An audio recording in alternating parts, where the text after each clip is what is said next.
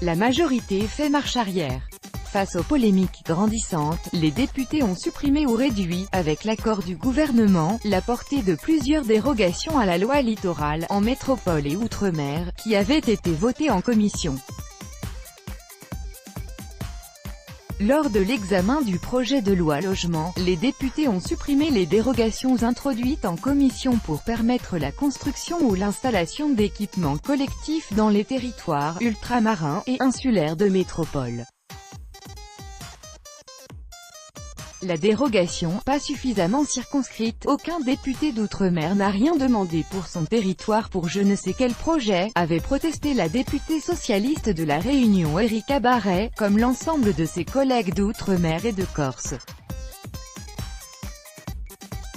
Après une suspension de séance, le secrétaire d'État Julien Denormandie a donné son appui à l'amendement de suppression d'Erika Barret, reconnaissant que la dérogation n'avait pas été suffisamment circonscrite.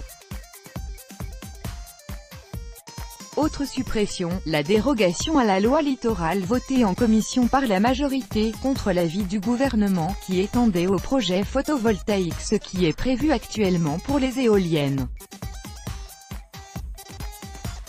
Les projets solaires sont très fortement consommateurs d'espace et sont particulièrement impactants du point de vue paysager, a argumenté le gouvernement, auquel se sont ralliés finalement tous les groupes politiques. Des amendements concernant le comblement des dents creuses. Pour ce qui concerne le comblement des dents creuses, des parcelles vides situées entre deux bâtiments construits dans un même hameau, les députés ont également adopté plusieurs amendements du gouvernement voulant éviter des interprétations malencontreuses. Cette possibilité de densifier les formes urbaines intermédiaires entre le village et l'urbanisation diffuse ne pourra pas s'appliquer ni dans la bande des 100 mètres du littoral, ni dans les espaces proches du rivage, selon ces amendements.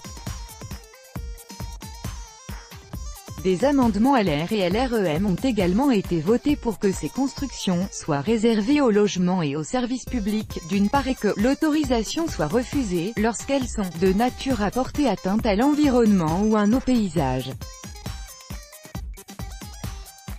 Cette disposition a été fortement contestée par les associations de défense de l'environnement et a fait l'objet de pétitions de protestation en ligne.